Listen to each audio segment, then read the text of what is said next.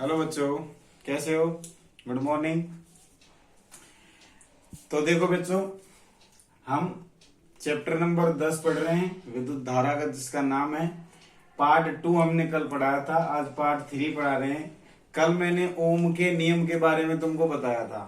अब थोड़ा जल्दबाजी में बनाया था, इसलिए उसका ठीक तरह से एक्सप्लेनेशन नहीं कर पाया था। आज मैं दोबारा से उसको दोबारा बता रहा हूँ, ओम के नियम को। उसके बाद नेक्स्ट आगे पढ़ेंगे अपन। नया टॉपिक है ओम का नियम, उसके प्रयोग कैसे होते हैं, प्रैक्टिकल वगैरह में यूज में आते हैं 11th-12th क्लास के अंदर। फिर प्रतिरोध क्या होता है उसके बारे में सब कुछ पढ़ेंगे, ठीक है बेटा? तो देखो, तो जैसे कि मैंने तुमको बताया था ओम का नियम। ओम का नियम किसने दिया था? ओम का नियम दिया था बेटा जॉर्ज साइमन ओम ने, ठीक है। क्या दिया था इसके अनुसार? इसने बताया था धारा आई व विभवांतर V के मध्य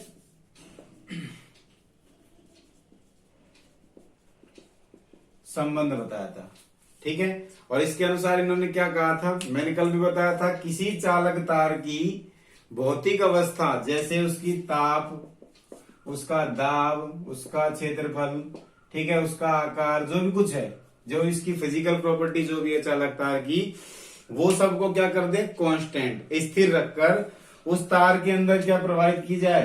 धारा प्रवाहित की जाए आई। तो वो तार जो है उसके दोनों सिरों पर उत्पन्न विभवांतर का मान, तार के दोनों सिरों पर उत्पन्न विभवांतर का मान प्रवाहित धारा के समानुपाती होता है। मतलब V जो है वो समानुपाती होगा किसके? I के। मतलब V बढ़ेगा तो I बढ़ेगा, और V घटेगा तो I भी घटेगा। समानुपाती का मतलब होता है समान अनुपात में बढ़ते हैं, ये समान अनुपात में घटते हैं। ये बढ़ेगा, ये बढ़ेगा, ये घटेगा तो ये भी घटेगा, ठीक है। तो ये था ओम का नियम, V समानुपाती I। अब देखो यहां से आगे बढ़ते हैं। तो हमारे पास क्या आया कि V जो है वो समानुपाती होता है I के। अब ये समानुपाती का जो चिन्ह है, इसको हटाने के लिए हम एक कांस्टेंट लगाते हैं, जो यहां पर हम लगाएंगे R। I हो गया, तो इसको मैं ऐसे भी लिख सकता हूं, V बराबर I R। तो यहां पर जो R लगाया हम उसको क्या बोलेंगे? ओम नियतांक। कौन सा नियतांक बेटा? ओम नियतांक। क्योंकि ओम ने ये नियम दिया था, इसने अपने नाम पे इस कांस्टेंट का नाम रख दिया ओम नियतांक, जिसका सिंबल होता है कुछ इस तरह से, ठीक है। R मीन्स रेजिस्टेंस भी होता है, प्रतिरोध जिसको बोला जाता है, जो हम आगे पढ़ेंगे, ठीक है। तो यहां से देखो R का फॉर्मूला क्या आएगा?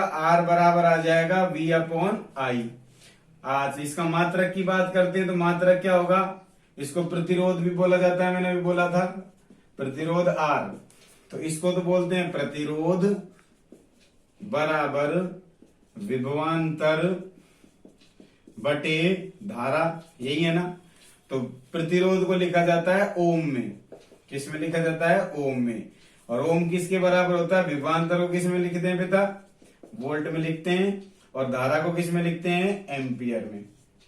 तो वोल्ट बटे एम्पियर किसके बराबर होगा? ओम के बराबर होगा। मतलब आर जो होगा किसके बराबर होगा? वोल्ट बटे एम्पियर के बराबर होगा। ये हो गया इसका मात्रक। पूछा जाता है कई बार क्वेश्चन कि प्रतिरोध का मात्रक क्या होता है? वोल्ट बटे एम्पियर होता है, ठीक है बेटा। देखो तब, अब यहां तक तो रही ओम के नियम की बात। अब देखो, अभी तुम्हारी 10th क्लास में नहीं है कुछ भी, 11th-12th क्लास में जैसे ही तुम जाओगे तो ओम के नियम को प्रैक्टिकली रूप से प्रूव करके दिखाना पड़ेगा तुमको, कि प्रैक्टिकल करके बताना पड़ेगा कि ओम का जो नियम है वो सही है या नहीं है। तो वो भी हम अभी करके दिखाएंगे तुमको, ओम ने क्या किया था वो। उससे पहले हम पढ़ लेते हैं एक ओम की परिभाषा। ये इंपॉर्टेंट टॉपिक है। जैसे मैंने एक एम्पेयर की परिभाषा बताई थी, ऐसे ही एक ओम की परिभाषा होगी। तो देखो, R जो होता है किसके बराबर होता है? V बटे I। ये क्या होता है? प्रतिरोध। ये क्या होती है? वोल्ट विभवांतर। और ये क्या होती है? धारा। अब हमको प्रतिरोध कितना चाहिए? 1 ओम।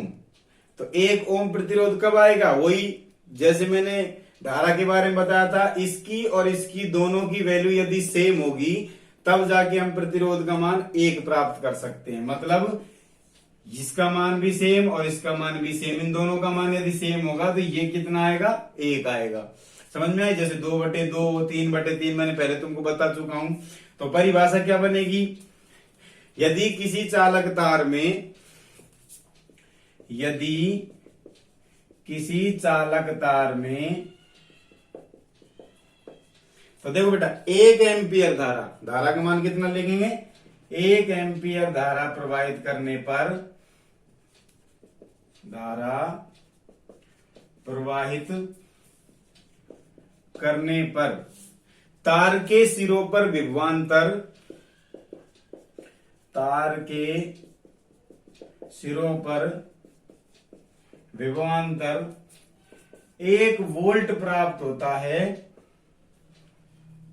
1 वोल्ट प्राप्त होता है, तो तार का प्रतिरोध कितना होगा बेटा, 1 ओम कहलाता है। समझ में आई?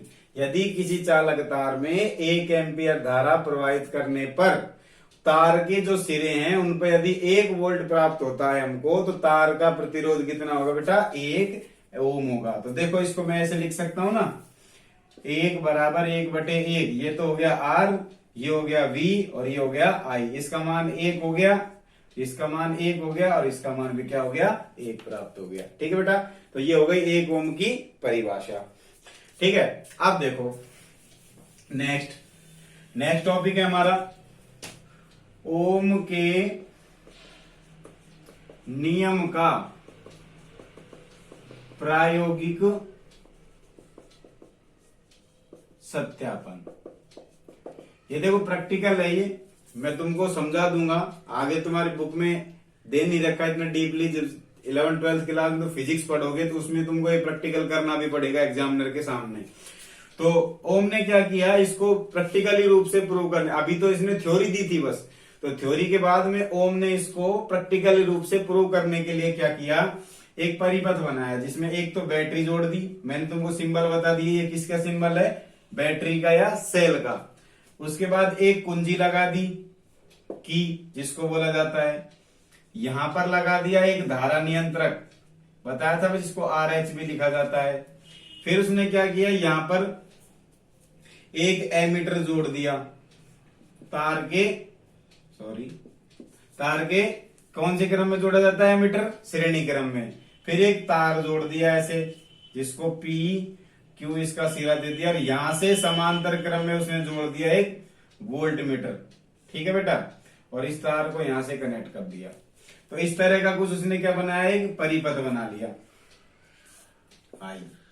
तो देखो परिपथ बना तो लिया, एक परिपथ में उसने एक बैटरी जोड़ी, एक कुंजी जोड़ी, एक धारा नियंत्रक जोड़ा, एक एमीटर जो विद्युत धारा को मापेगा, एक वोल्ट मीटर जो वोल्टेज को, विद्युत विभव को मापेगा, और ये एक तार जोड़ दिया PQ। तो उसने क्या किया, देखो एक सारणी बना ली ऐसे, और सारणी बना के क्या किया, एक तरफ V लिख लिया और एक तरफ I लिख लिया। तो बैटरी पे इसने अलग अलग तरह की बैटरी लगाई, पहले 5 वोल्ट की लगा ली मान लो, फिर 4 वोल्ट की लगा ली, फिर 3 वोल्ट की लगा ली, ऐसे अलग अलग वोल्टेज की बैटरी लगाई।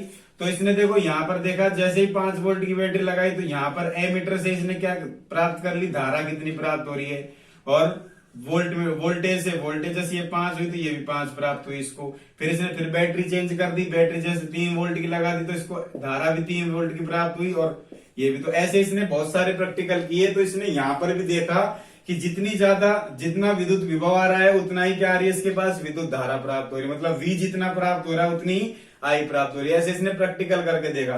तो उस चीज को देखकर उसने एक ग्राफ बनाया V और I के बीच में। तो जो ग्राफ आया वो उसकी कैसी आई, सीधी रेखा, जितना यहाँ पर मान है उतना इधर है, इधर जितना है उतना इधर है, जिधर ये इतना है उतना ये है। तो ऐसे उसने एक ग्राफ बनाया। तो ग्राफ कैसी प्राप्त हुई उसको, सीधी रेखा। तो उसने प्रैक्टिकल रूप से प्रूव कर दिया कि V जो होता है वो I के क्या होता है, समानुपाती होता है। मतलब V जितना बढ़ेगा I भी उतना ही बढ़ेगा। ये उसने प्रैक्टिकल रूप से प्रूव करके बता दिया V और I के बीच में ग्राफ बना के। ठीक है बेटा, तो ये V और I के बीच में उसने ग्राफ बनाया। तो क्वेश्चन पूछा जाता है कि ओम के नियम के अनुसार V और I धारा और विभव के बीच में ग्राफ बनाइए। तो ग्राफ कैसा आया? सीधी रेखा आया। ठीक है बेटा। अब देखो आगे, ये तो रही ग्राफ की बात में। अब देखो यहां से इतना क्वेश्चन नहीं पूछा जाता, केवल ये पूछा जाता है कि V और I के बीच में ओम के नियम का ग्राफ बनाइए। ठीक है, और ज्यादा कुछ नहीं पूछा जाता। और एक बात हमेशा ध्यान रखना, कोई भी यदि समानुपाती आता है, समानुपाती का जो निशान होता है वो या ऐसे होता है, और दूसरी बात यदि उसका ग्राफ होता है वो कैसे आता है? हमेशा सीधी रेखा आता है। कैसे आता है? सीधी रेखा। समानुपाती का ग्राफ हमेशा याद रखना है, सीधी रेखा आएगा। ठीक है बेटा। तो अब आगे हम बात करते हैं प्रतिरोध की। तो देखो अब तुमको एक फॉर्मूला हमेशा याद रखना है, आगे बहुत काम आने वाला है, कि V जो है वो किसके बराबर होता है? I R के बराबर होता है। ये किसके अनुसार है? ओम के नियम के अनुसार। V बराबर आई आर, ये तुमको हमेशा याद रखना है। V बराबर किसके होता है? आई आर के बराबर होता है। अब यहां से हमारे पास क्या आया बेटा? प्रतिरोध।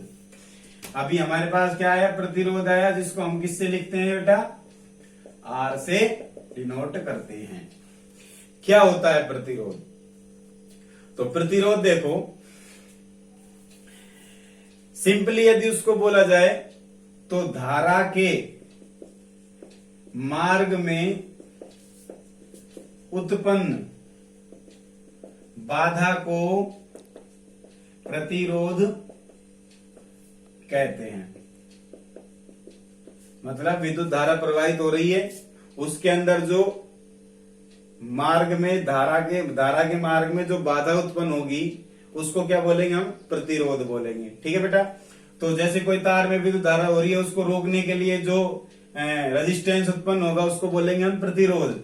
अब धारा किसकी वजह से प्रवाहित होती है बेटा? एक तो होती है इलेक्ट्रॉन्स की वजह से, मैंने तुमको बता दिया। एक किसकी वजह से होती है? आवेश की वजह से प्रवाहित होती है। मतलब कुल मिला के जो आवेश और इलेक्ट्रॉन को रोकने का काम करेगा वो कौन करेगा? प्रतिरोध। लाइक एग्जांपल के लिए जैसे ये कोई सेल है, ठीक है, ये सेल है, इसमें अंदर क्या है? इलेक्ट्रॉन्स हैं। ठीक है, तो इलेक्ट्रॉन्स तो किधर जाते हैं? इलेक्ट्रॉन्स मूव करते हैं नेगेटिव चार्ज से पॉजिटिव चार्ज की ओर, क्योंकि वो तो माइनस के होते हैं, तो माइनस से किधर जाएंगे? प्लस की ओर। और जबकि आवेश जो होंगे वो किधर जाएंगे? पॉजिटिव से नेगेटिव की ओर जाएंगे, इधर जाएंगे। तो जब बेटा ये इधर जाएंगे और वो इधर आएंगे, तो ये आपस में इधर उधर जाएंगे, तो इनके बीच में टक्कर होगी। टक्कर होने से तार क्या होगा? गर्म होगा, और उसी गर्म होने को ही क्या बोलते हैं? हम प्रतिरोध कहते हैं, जिससे धारा प्रवाहित नहीं होगी ठीक तरह से। ठीक है, तो इनके आपस में टक्कर होने से तार क्या होगा? गर्म। तो हम कुल मिला के इतना कह सकते हैं कि धारा के मार्ग में उत्पन्न बाधा को प्रतिरोध कहते हैं। ठीक है।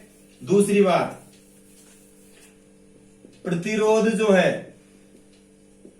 वो चालकता के व्युत्क्रमानुपाती होता है। व्युत्क्रमानुपाती होता है, समानुपाती समान अनुपात, व्युत्क्रमानुपाती उल्टा। यदि एक बढ़ेगा तो दूसरा घटेगा। मतलब इसको हम ऐसे लिख सकते हैं are inversely proportional to the चालकता, या फिर जिसको कंडक्टिविटी बोलते हैं हम। ठीक है ना, कंडक्टिविटी। यदि चालकता का मतलब है कोई यदि चालक तार होगा तो उसमें प्रतिरोध कम होगा, और जिसमें प्रतिरोध ज्यादा होगा उसमें चालकता कम होगी। कुल मिला के हम सिंपली यदि बोले तो ये कह सकते हैं जिसमें विद्युत धारा प्रवाहित होगी ज्यादा तार में, उसमें प्रतिरोध कम होगा, और इसमें प्रतिरोध ज्यादा होगा उसमें विद्युत धारा प्रवाहित ठीक से नहीं होगी। ठीक है, ये हो गई चालकता की बात। तो प्रतिरोध किसके समानुपाती होता है? चालकता के समानुपाती होता है। ठीक है, तो प्रतिरोध हो गया। अब देखो, अब बात करते हैं प्रतिरोध की निर्भरता।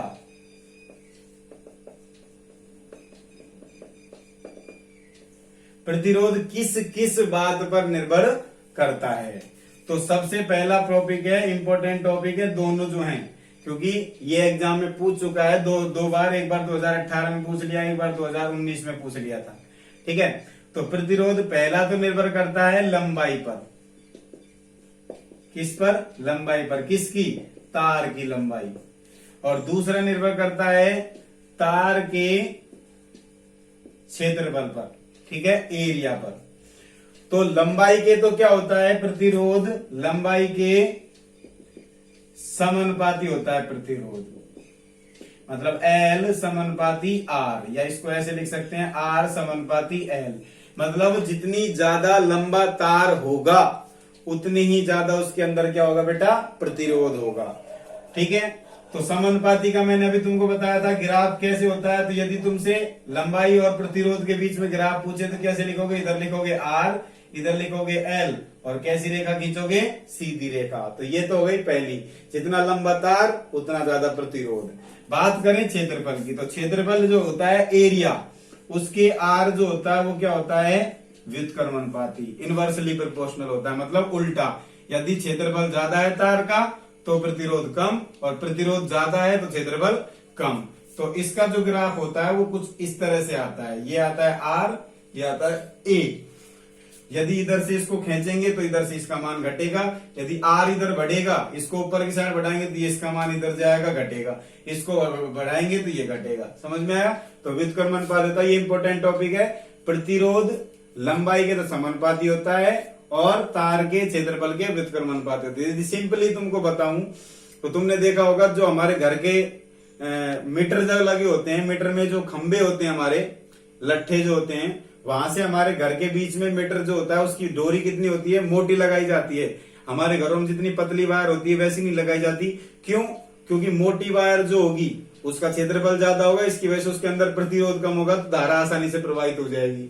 और यदि पतली वायर लगाएंगे तो इतना ज्यादा प्रतिरोध हो जाएगा कि गर्म होकर वो जल जाएगा। इसलिए हमारे घरों में जो तार लगाए जाते हैं लट्ठे से, हमारे मीटर के बॉक्स के बीच में, वो कैसे लगाए जाते हैं, इतने मोटे मोटे तार लगाए जाते हैं। तुमने ट्रांसफार्मर में भी देखा होगा मोटे मोटे वायर होते हैं, वो इसीलिए लगाए जाते हैं ताकि वो प्रतिरोध को सहन कर सकें। तो प्रतिरोध किसके व्युत्क्रमानुपाती होता है, क्षेत्रफल के। मतलब जितना मोटा तार होगा उतना ही प्रतिरोध उसके अंदर कम होगा, और लंबाई जितनी ज्यादा होगी तार की उतना उसके अंदर प्रतिरोध ज्यादा होगा। तो ये है प्रतिरोध की निर्भरता। कल इन दोनों फॉर्मूले से आगे पढ़ेंगे हम पार्ट 4 में। तो प्रतिरोध, आज मैंने ओम का नियम बता दिया तुमको दोबारा से। ओम के नियम का प्रयोग कैसे किया उसने, प्रैक्टिकली कैसे करके बताया वो तुमको बता दिया। फिर प्रतिरोध क्या होता है, धारा के मार्ग में उत्पन्न बाधा को प्रतिरोध कहते हैं। फॉर्मूला भी बताया था मैंने, V बराबर IR, इंपॉर्टेंट फॉर्मूला।